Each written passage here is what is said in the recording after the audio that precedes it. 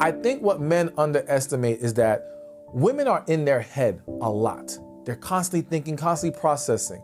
So if too much is on her plate, she becomes mentally exhausted, mentally worn down. Overwhelmed. Yes. So when the woman says, I'm too tired for sex, the man thinks, well, you weren't doing nothing all day. Her mind was a million different places all day.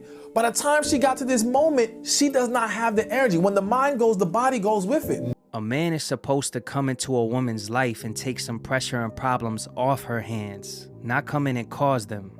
She's already juggling enough between work, family, and trying to take care of herself. She's tired, stressed, and still showing up every day doing her best. The last thing she needs is a man who adds to her load. She needs support, not more weight. She's not looking for someone to fix her. She's looking for someone who doesn't break her. She's not asking for perfection, just effort. A man who can provide peace, lead with love, and show up when it matters. Because if being with you still feels like being alone, she would choose peace over a relationship every time.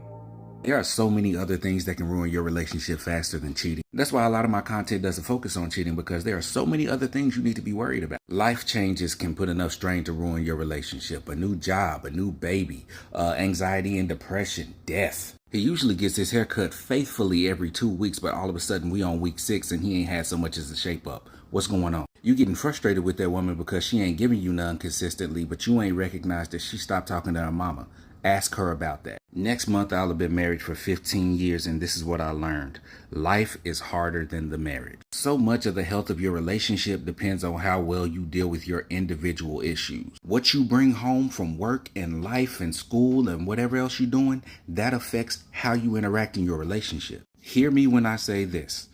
A side piece ain't got nothing on stress. Stress will take away your peace, it'll take away your patience, it'll take away your grace. It will completely redefine your communication style. Here's another major key to marriage. The better both of y'all are at helping one another manage each other's stress, the better your relationship will be. This is why I get confused when people talk about, oh, the relationship is boring. You need that, because as you get older, life gets far less boring. As chaotic as life is, stability and predictability are the best assets you can have in a marriage. Period. Ladies, this one's gonna sting, but most of the time it is not men ruining relationships. It is women sabotaging themselves. But first, let me explain. First is the victim mindset. If every argument turns into poor me, look what you did to me, you're not resolving the conflict. You're dodging accountability. Second, attention addiction. If you need outside validation, likes, stares, DMs to feel secure, you'll never be happy with the man that you're with. Third, lack of self-worth. If you drag your unhealed trauma into a relationship but refuse to face it and deal with it, you're making your partner pay for damage that they did not cause. These aren't just little habits. They are relationship killers. They destroy trust, create resentment, and eventually push away the man or woman you claim to love.